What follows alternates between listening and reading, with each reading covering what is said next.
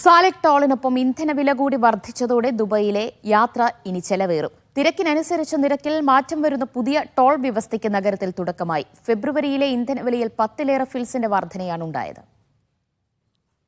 തിരക്കേറിയ സമയങ്ങളിൽ കൂടുതൽ പണം ഈടാക്കുന്ന വേരിയബിൾ ടോൾ ഇന്നു മുതലാണ് നിലവിൽ വന്നത്.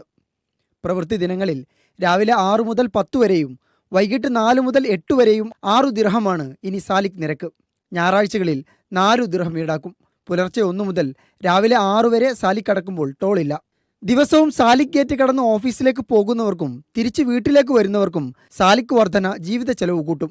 ഒരു സാലിക് ഗേറ്റിലൂടെ എല്ലാ ദിവസവും സഞ്ചരിക്കുന്ന ഒരാൾക്ക് അക്കൗണ്ടിൽ നിന്ന് 12 രൂപ ടോൾ ഇനത്തിൽ ഒടുക്കേണ്ടി വരും. ഞായറാഴ്ച ഒഴിച്ചു നിർത്തിയാൽ 26 പ്രവൃത്തി ദിനങ്ങളിൽ നൽകേണ്ടത് 312 ദിർഹം. ഒരു വർഷത്തെ കണക്കെടുത്താൽ 3744 ദിർഹം, ഏകദേശം 90,000 ഇന്ത്യൻ രൂപ.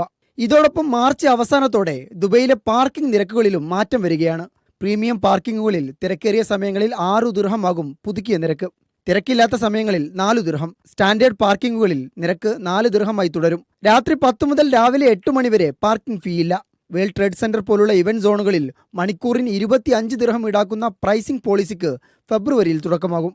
ഇതിനിടെയാണ് ഫെബ്രുവരിയിൽ ഇന്ധനവിലയിലും വർധനവുണ്ടായത്. പെട്രോൾ ലിറ്ററിന് 13 ഫിൽസും ഡീസൽ ലിറ്ററിന് 14 ഫിൽസുമാണ് വർദ്ധിച്ചത്. 1 ലിറ്റർ സൂപ്പർ പെട്രോളിന് 2.74 ദിർഹമാണ് പുതുക്കിയ നിരക്ക്. സ്പെഷ്യലിന് 2.63 ദിർഹം. 1 ലിറ്റർ E+ന് 2.5 ദിർഹം നൽകണം. 2.82 ദിർഹമാണ് 1 ലിറ്റർ ഡീസലിന്റെ പുതുക്കിയ വില. Media 1 Dubai.